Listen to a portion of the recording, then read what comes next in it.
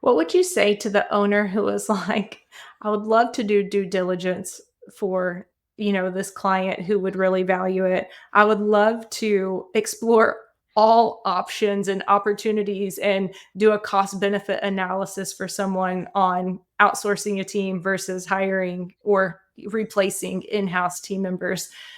What would you say to the person who's like, but I don't have even 5 more minutes? How Yeah. would they go about making that happen for their firm to become a trusted advisor to those clients who value it?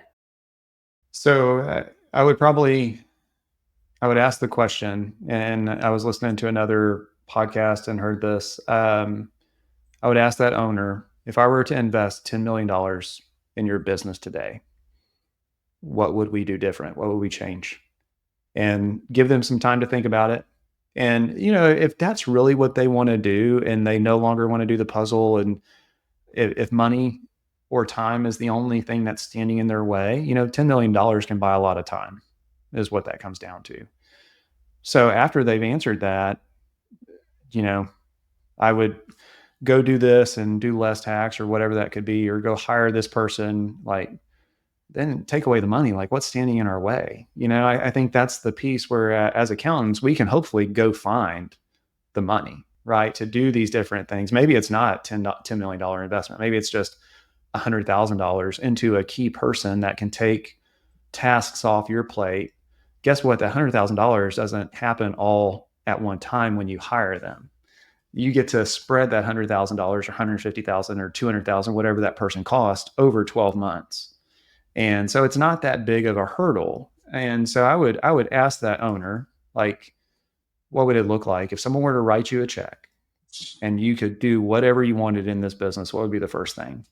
And that would probably tell me a lot, because even the best, most balanced people, if they were to win the lottery or come into a windfall, they probably wake up and do the very same thing they do on every other day, right? Because they built a life that they love, and they feel balanced. And so even this additional cash may not change what life looks like. It may give them a little less stress or a little bit more freedom to take chances or risks. But I think, we are, our daily life, it's the culmination of all the disciplines that are built into our life, right? So our bodies, I forget how that goes. Like, our bodies are the daily choices that we make, right? And I know that's hard for a lot of people to hear, whether it's like, hey, I want to lose that extra 10 or 20 pounds and I just can't shake it. Like, the reason your body is what it is, it's the culmination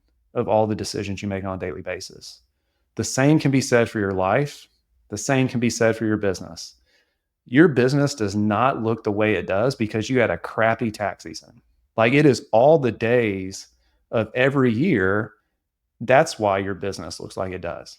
And so to change that, you just have to take action. You have to move forward. And maybe it's such a big action, such a big undertaking that you feel like the weight of the world is on top of you. You can't ever do it. What's the small thing that you can do today just to move towards that? And I think that's where so many people get overwhelmed, because they think, like, I want to take this business of 5,000 tax clients and I want to go get 50 advisory clients and I want to shift all of this. That's a huge undertaking. Like, can we go get rid of 150 tax clients and give you that much additional capacity? You're not even going to miss that 150. I think those are the pieces that people just take for granted. And, tax is like a drug, especially 500,000, whatever you're hitting at each time. It's like, you see that invoice go out, you see that revenue hit, and you just want more. And we were there. So I think it's a very hard realization to actually stop that and go get what you actually want. And it usually comes at a breaking point or an inflection point to where most people do have to accept it. Yeah. Well, I think that's really good advice. I know that we have said it before, but stopping and looking at what are you willing to maybe change? What are you willing to delegate?